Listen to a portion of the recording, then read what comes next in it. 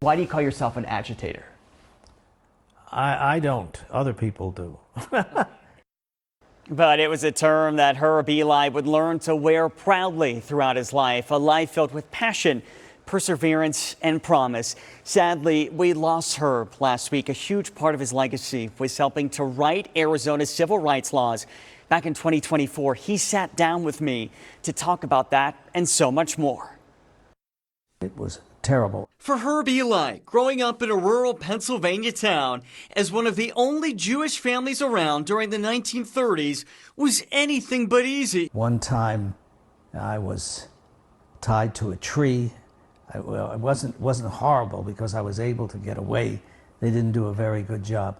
But it was something that I didn't know what was going to happen the next day. What was it like living with that fear? I accommodated myself to it. So that's what motivated me, I think, to correct that situation for others. It was something that would become a lifelong mission for Herb, who moved to the Valley in the 1950s as a young attorney. It was a time where segregation was still widespread throughout Arizona. People would sit in theaters, and when I came to town, blacks were not allowed to sit regularly. They'd have to go in the balcony. So Herb took action, joining and eventually leading the Greater Phoenix Council for Civil Unity, and pushed the city council to add protections against discrimination. At first, his efforts failed. When it finally passed, what was your reaction? We were thrilled to death. Now there's a lot more work to be done. And Herb was right. He set his eyes on the entire state, co-authoring Arizona's Civil Rights Bill,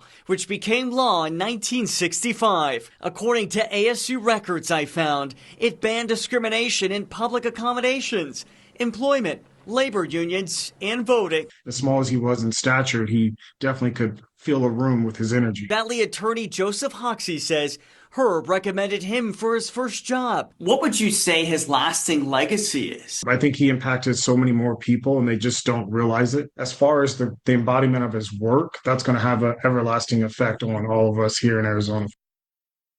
Yeah, whether we realize it or not, we feel it every single day. Now, both Secretary of State Adrian Fontes and Attorney General Chris Mays issued statements. We've posted those on abc15.com, along with my original story about Herb from 2024. And I need to point this out, too.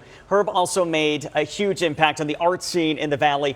He and his wife co-founded the Nash Jazz Club near Central and Roosevelt, which in so many ways is credited with really showcasing the jazz scene in our state. Yeah, and really elevating this talent. What a true trailblazer and community hero.